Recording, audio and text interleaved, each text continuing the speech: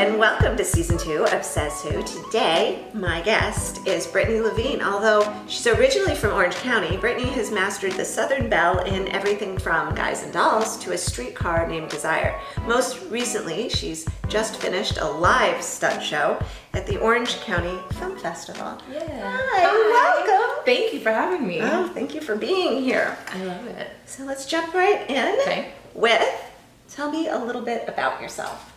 Well, like you said, I'm from Orange County, born and raised. And I just grew up, I'm the baby of the family, like your typical classic baby that got all the attention and, you know, your sister kind of hated you for a little bit. Love you, Lise. Yeah, my family's really close and kind of just grew up in theater and kind of never stopped. Grew up doing musicals, doing plays, and then my family were really big in traditions. So we have a bunch of family traditions. Like we make tamales every Christmas, which everyone's like, "Are you Hispanic?" And I'm not. No one is. And my sister-in-law, we are, but we're not.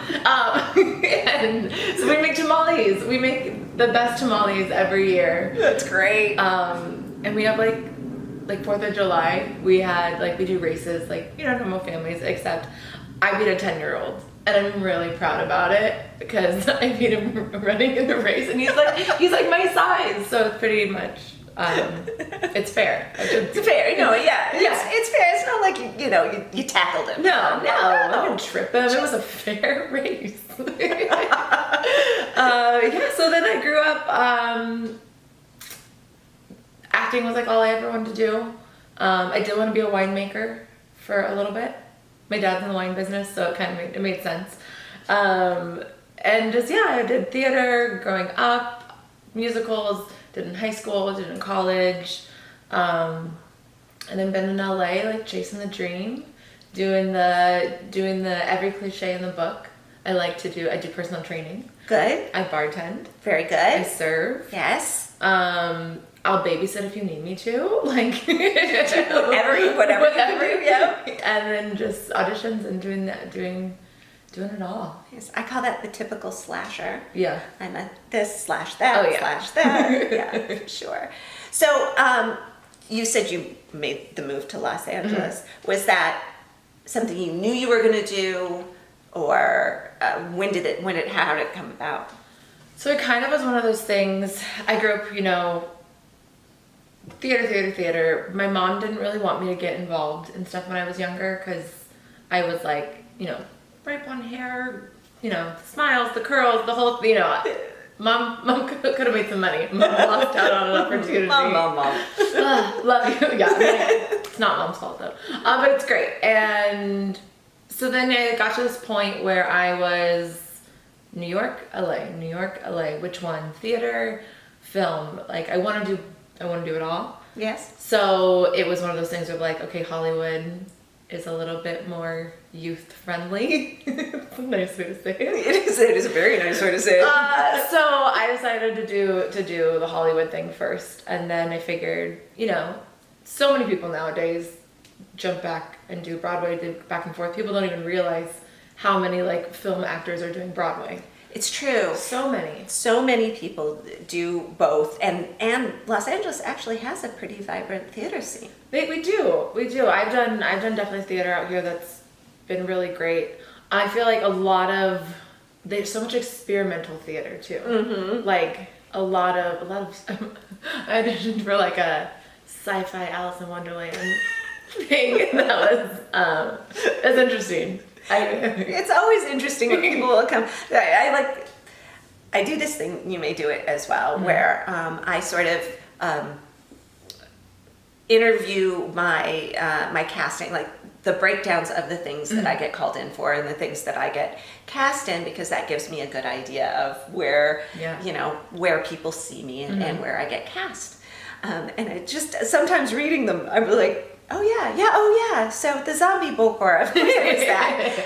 The demonic niece. Yeah. That would be, mm-hmm. I love that. Do you have any of those kinds of things where you're just like, other than obviously the sci-fi? But sci-fi Alice in Wonderland. The Southern Belle, that happens a lot. no one judged me, but my southern accent, I did have a dialect coach for just a little bit. And so he helped me work this one out. So I get that. I kind of get a lot, I tend to be able to do vulnerable kind of okay. So I think sometimes people, you see the eyes, I get the kind of the damsel in distress, which I love, which like, who doesn't love that? Yeah. Like, oh, it's so good. Of course I get the waitress all the time, which I had this one audition and I was still living in Orange County and they were filming in Orange County, but it was like an independent film. And so the audition, they decided they were going to give like 4 people in college, like they get to audition. So I auditioned and it was for the waitress. And I remember I left and I was like, oh, sorry guys. I was like, I've been doing this for too long and this is mine. Like, I got the waitress down. And I did, and I got it. Nice. I know, I was like, yeah, meant to be That's that. right. Yeah. That's right. I've been working at being a waitress for a long time. Right? You're like, Yeah. a lot of rehearsal. A lot of rehearsal. My life is a rehearsal. Okay, that's just when you're like serving or you're bartending or doing something and you are rehearsing. So I used to practice like my diet when I was working at the dialect coach with the Southern, and I worked at a burger place. So I'd be like, oh, do you want a white or wheat bun? And they'd be like, what? I'm like, white or wheat? But then like if it's busier, then I'd be like, do you want a white or wheat bun? And like the like kind of would be a different region. Right, My dialect coach, all over. yeah, he's like, stop it. He's like, do not practice your accent at work. You're all over the place. I was like, dang it. I like when I have to do an accent and I don't have a coach, or for whatever reason I do a lot of improv. I tend to just make the excuse, no, my character moved around. Yeah, just well versed. Has a good ear. So what are some of your favorite Southern belles you've played? Ooh, I mean, all-time favorite is Streetcar, playing Blanche. That was like, so I had like 2 really big moments in that when I was working that. One, it was the first time I realized your body doesn't know that you're acting. Oh, good, yeah. Like, it was the first time because I remember after the show, I couldn't stop shaking. And my whole body, and it was earlier in my career, where like, not necessarily, we never did, spoiler alert if anyone hasn't, but like the rape scene, we never did that full out in rehearsal. Mm-hmm. So then when we did it full out, like we had it marked everything, but I could not stop shaking. And I just like remember like hour after I was shaking, I was like, oh, my body doesn't know, like how amazing is this? Right. It's incredible. And that was just an incredible experience and a role that I hope to play again. And it was like my rock. So anytime I ever doubted, you know, can I do this? Am I any good? I would always be like, no. Steel Magnolia, but I mean, Streetcar. Steel Magnolias is great too. Streetcar. Remember Blanche. Like it was like, that was my rock. And that's like, now I have other rocks, but that was like my first really big moment that I was like, I can do this. Right. And I had recently, like the year before, I'd been cut from an acting program. Okay. And so my life was shaken, you know. I got told, you need to change your major. You can't take any more acting classes. You're not one of the chosen. So, you know, so I was like, and that wasn't the plan. I was the girl, I had the plan. It was acting, it was college, it was degree, it was then, you know, LA, booking, the dream. It was, you know, in that order perfectly. Right. And you knew that's exactly how it's not surprising, and yet surprising how often that does not happen. Right. You get if you can sit back and relax into it. Sometimes I think people find that their path, although a lot windier than that, is a lot better than what could have completely. been. Yeah. Yeah, I look at things now and I'm like, okay, if A and B didn't happen, then C would have never happened. I would have never met this person, learned this lesson, and done this thing, and been in this. Everything, I believe everything happens for a reason. Yeah. Like, even if we don't see it or feel it or understand it, like, it's all, we all have a plan. you know. Yeah, I feel like the universe is a whole lot better at plans than I am. Yeah. and Gosh, I gotta remember that, you know? Yeah. And then and like sometimes I try and wrestle it out of the universe's hands, and it just all goes pear-shaped and sideways. Always, every Horribly. time. Which is never want. Oh, so obviously you're an actor. Is there anything else you'd like to do in the industry? Are you ride or die acting? I am ride or die acting. I do think it's one of those things where like I have this order I want to go in. Damn you, universe. Damn you. Like I didn't want to direct. I just had this thing. I was like, I can never do anything behind the scenes because I'd just be too envious. I still think that's kind of true. I would like to direct eventually. Not now. Not yet. I do, and I want to own my own production company. Nice. So it's always, I've kind of, and like, you know, Nicole Kidman, Reese Witherspoon, like so many of these power women are doing that, and I think it's amazing. Like that's kind of like what I envision for my future is like then having control and having the ability to, you know, just call the shots and give people I think deserve shots and do the stories I want to tell. And I think that's the end goal. I like that. What stories would you want to tell? That is a very good question. Thank you. That is a very good question. So many. I think I don't have like one specific one in mind. Just truth. I love truth. I love that. I've always to get into the meaning of acting, and for me, Do it. I always thought for me, acting. Most actors, or me in particular, I feel emotions 1 to 10. Like, I think the average person probably maybe feels 4 to 7. Yeah. And there's this whole spectrum that they don't feel. Well, blessing and a curse, I feel them all. So I feel like with acting, it's storytelling in a way that you can give another person the ability to sometimes feel what they are too scared or unable to feel because of whatever circumstances. So I feel like that's why there isn't like one story I want to tell, because every story has the ability to impact somebody in a different way, and like all stories are valid. Because if it's just like it's romantic comedy, people are like, you know, there's some snappy people that think that like that's not real acting or that's not serious acting, but like the ability to make a person laugh. And like those are the movies you watch over and over again. Like I haven't watched Sophie's Choice over and over again. No, oh God, I don't know that I could. No, a good movie. Don't get me wrong. Like Cool. amazing.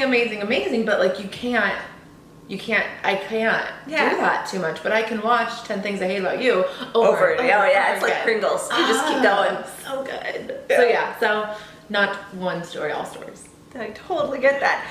And here's a question. I ask this because I've been thinking about it in terms of mine. Is what would you call your production company? Ooh. Like maybe I like things that like have meaning. So I don't know if I could somehow put my niece and nephew's names somehow in a weird way, like together, like Blake Ashley Shawnlee. That could stick. I don't know. Like that could work. I was like, I gotta work on it. Yeah, I haven't gotten that far in the naming process. Maybe I should. That should be something on the vision board. Yeah, make a choice. Yeah. It can always change. One thing I've learned is it's going to change. It will change. Speaking of changing, we are ready to move on to the lightning round. Yay! Yes. Welcome to the lightning round. Lightning round. Doo-doo. What is your favorite movie ever? Funny Girl, Barbra Streisand. Oh, so good. What are you watching right now? Watching, it's kind of embarrassing, Big Brother on CBS. I am watching my roommate loved that show. It's so ridiculous. But Big Brother but also Big Little Lies, because clearly everyone should be. What is the last show you binge watched? I'm in the process of binge watching Shameless. So I never got on that bandwagon when it was going on, and I am on it now, and it's great. Oh, so good. What book are you reading right now? A few. Barking Up the Wrong Tree. I don't remember who it's by. A very smart man. But it's really interesting because he's talking about different stories and like how they relate to life and marketing and things that you don't expect, and like using examples from testing computers and like what society thinks is a way to live, but it's actually counterintuitive. It's really interesting. Barking Up the Wrong Tree. What's a book that you read that has positively shaped you? Attached. It's about human attachment relationships and the way that humans are attached to each other. I love self-help books. I love all of that stuff. On a scale of 1 to 10, how well do you cook? I'll give myself a 8.5. What is your favorite food? All food is my favorite food, but like cheese and avocados. What is something that you don't know how to cook that you'd like to learn? Any form of meat. I'm not the best. I'm a great seasoner, but I'm not the best at like getting it off the grill at the right time. What is your favorite dessert? Lemon meringue pie, hands down. So good. What is your least favorite thing about yourself? That I think too much and that I care what people think, even when I'm trying not to have them care what they think. And what is your most favorite thing about yourself? I'm kind of an open book, and it's a double-edged sword, but like, if you've been in my bar, you know my life story. Like, it's just, who I've dated, what the breakup was like, my aunt's name, open book. What is the last gift that you gave?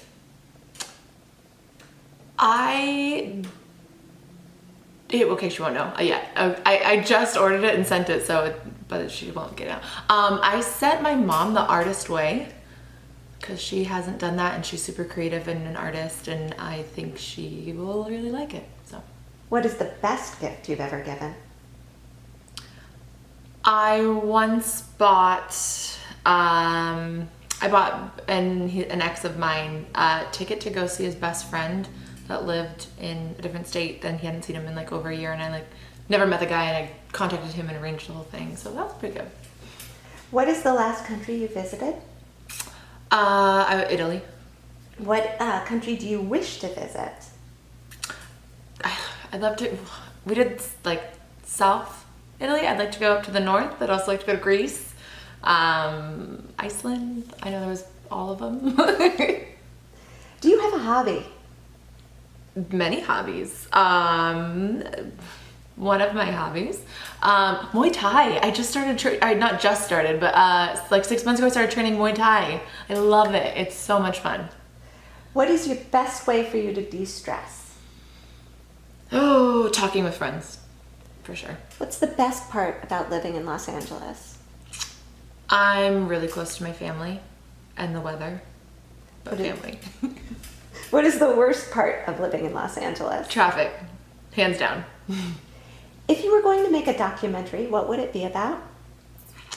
I think about having the courage to pursue your dreams. Who is someone you'd like to act opposite? Oh, Nicole Kidman. Like, if anyone knows her, I could be her daughter, sister, anything. Kind of look like the 80s Nicole Kidman. Take it. What advice would you give an actor who's just starting out? Focus on yourself. Like, focus on being the best version of yourself you can be, about forgiving yourself, and about just staying true to like what you want, and not listening to other people. Like, take their advice with a grain of salt, but it's not end all be all. What is the best piece of acting advice you've ever been given? 2 for 1. Okay. I had a teacher when I got cut from this acting program. He told me to leave the school. So I feel like, thank you, John Short. He was like, you gotta go. Like, you're not gonna, if you stay here, it's not gonna benefit you, and you need to go. So that was great. And then also I had a teacher, Arthur Mendoza, and he said, ask for all the big roles with all the big lines. Like just ask for them, because I think like that, some people could be like, oh, that's selfish, or even the little parts are big, and they are, but like, don't be afraid to like be big and claim what you want. So, what is the worst piece of acting advice you've ever been given? It's okay if you're not a good person, because if you make me money, I don't care if you work for me. Just like, no. What did you want to do with your life when you were 12? Be an actress. How will you know when you made it? I think there'll be different levels of making it, but the next version of making it for me is not serving. If you had one superpower, what would it be? Maybe to turn off my negative brain and just take action. What music or band are you listening to right now? I listen to a lot of things. I listen to the radio a lot. But I've been binging a lot on Sarah Bareilles, because I'm seeing Sarah Bareilles at the Bowl in a few months. So, who was the last person you talked to on the phone? Oh, that's a good question. Person I've talked to on the phone, my sister. I think my sister. Who is the last person you texted? A client of mine, because I do personal training, so I was checking in on a client. 3 people, dead or alive, that you would like to have a dinner party with. Ooh. Nicole Kidman, number 1.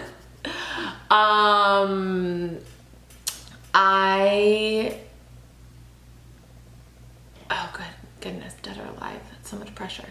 3 people. Oprah, because I spent a lot of years watching Oprah on the elliptical machine. I feel like, like Lincoln. Like, I feel like that is like, that man went through some stuff and was very like changed the world. And yeah, Lincoln. Who would you have play you in a movie? Do I have to let someone else play me? Okay, I would say myself. If it's any age, I could still pull off looking like, and then if not, my niece, because she looks exactly like me. They're adapting your life story. Would you want it to be a stage or screen? Ooh, both.